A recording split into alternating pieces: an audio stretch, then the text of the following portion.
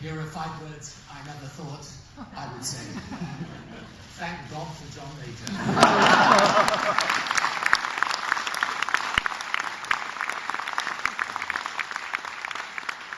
To John, to Michael Heseltine, for years I stood against you. Tonight it is an honour to stand with you. And to David Gork and many others, proud, smart, good, capable people across the political spectrum, including many in the Labour Party, prepared to speak out, to put country before party and principle before position. David, your courage is an example. Thank you.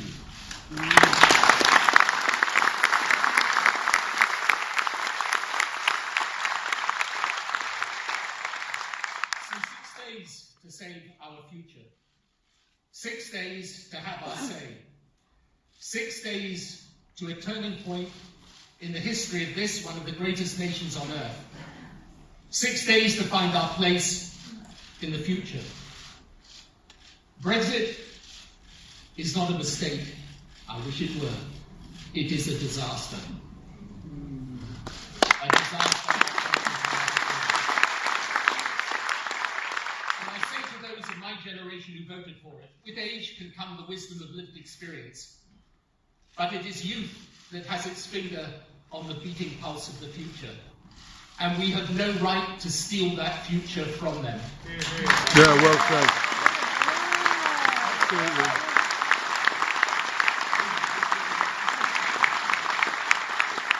They know the world today works through connections, and Brexit breaks them.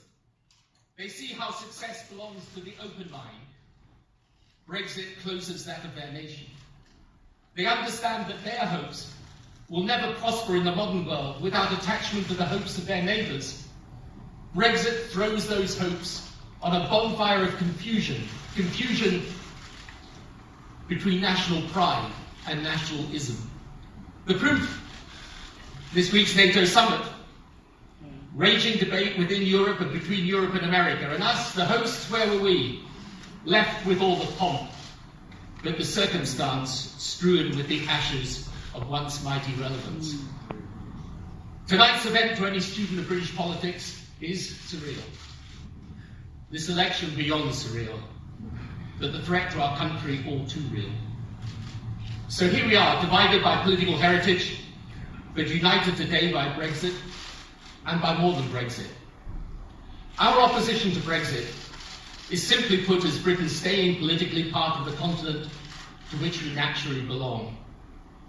But more deeply, that opposition is rooted in a belief that patriotism is not defined by those who wave the flag, but by those who carry it through the contours of changing history to preserve its values and our place in the world.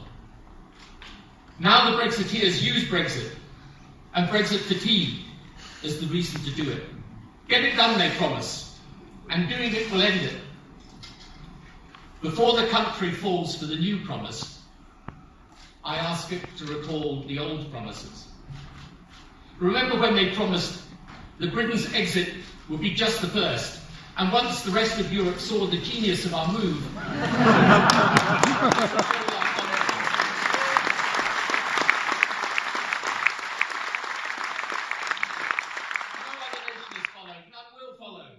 and indeed there are nations to the east queuing to join.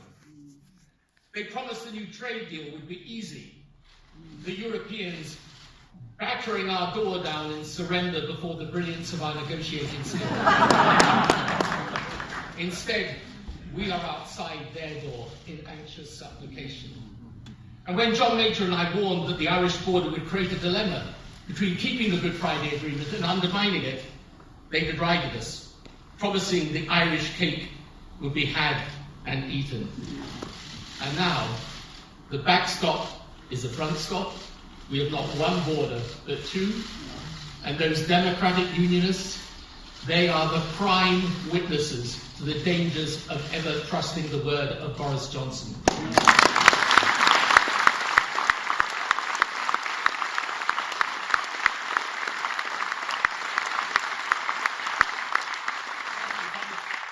Our economy would flourish, and yet our currency remains as stubbornly devalued as Brexit that came on the 24th of June 2016.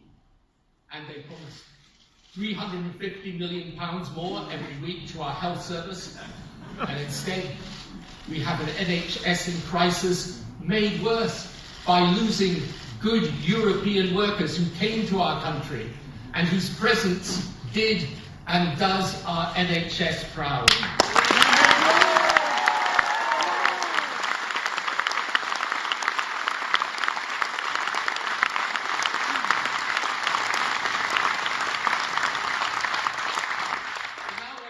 Vote Conservative and it's over. That promise too is false. Brexit won't be over. The new negotiation will begin, not the one about Northern Ireland, but about Britain. A negotiation in which the outcome will swiftly become sell-out or crash out. But what will be over is our final chance to have the final say on that outcome before we know it. They accuse us of being undemocratic. But what is undemocratic about demanding that we vote on our future before we're obliged to live with it? I will tell you what's undemocratic. Mixing up Brexit with the general election. If Brexit is the question...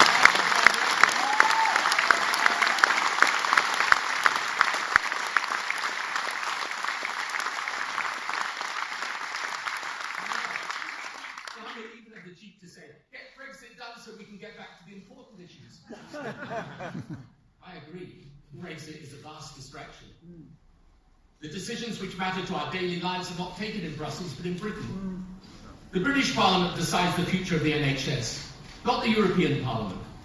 The big decisions on taxes, spending, welfare, pensions, crime are taken in Downing Street, not in the European Commission. Brexit is indeed distractive and destructive in equal measure. But that is not a reason for doing it, but to recoiling from it, returning to those important issues through the only path which leads there, giving the people the right to think again on Brexit, but this time based not on promises, but on knowledge of what the last 40 months of political mayhem have taught us. Because unfortunately, the distraction of Brexit does not diminish the significance of it. Brexit is the substitute of a comforting delusion for the discomforting challenge of a changing world. Changing through technology, through globalization, through the geopolitical shift to the east. The United States remains the most powerful nation on earth, but China has risen and will rise further, in time India too. In every corner of the globe, therefore, other nations are banding together for strength and even safety. The European Union is the world's largest commercial market and biggest political union, on our doorstep. An alliance to which we are bound by every conceivable bond of history, geography, values, interests. We've all heard people say, we won 2 world wars. What do we fight for if we can't do Brexit? But we didn't fight 2 world wars for European nations to be isolated. We fought it for them to be reconciled. We fought for peace. We fought for the values of democracy, tolerance, and an end to bigotry and prejudice. And after the war, Europe was reconciled.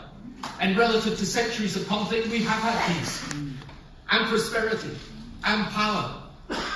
What folly it is to cast all this progress aside.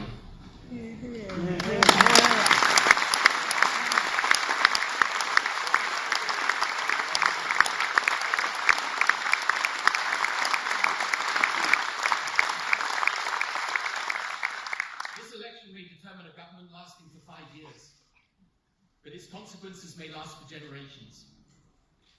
Do not give Boris Johnson a majority. He does not deserve it. Yeah.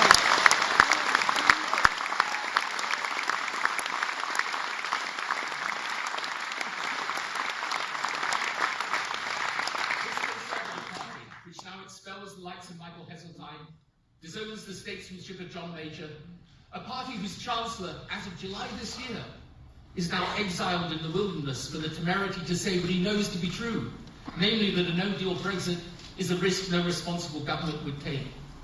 Such a Conservative Party does not deserve to govern unchecked and it would be unwise for the country to let them.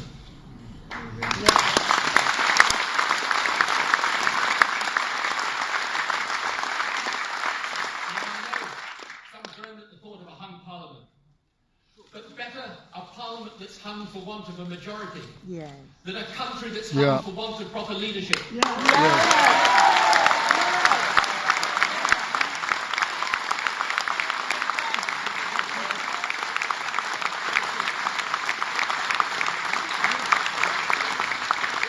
Brexit that's getting done, we're getting done. So here we are. Crazy times, strange bedfellows, unique risks. It's not one general election, but 650 individual ones. The great Labour candidates, I've been campaigning for some who deserve wholehearted support. I'm voting Labour. But let me put it this way. If you look constituency by constituencies, you will know the best candidates to back them. I know this election is horrible. I know this election is horrible. It's like finding a way through a maze where at every turn you find something shocking. But the British people must navigate a way out, and we must help them. 6 days to a decision of destiny. 6 days to reclaim our future and shape it. Not in my lifetime, and maybe never again in yours, has there been a choice of such moment. So I beg you with all my heart and all my mind, choose wisely.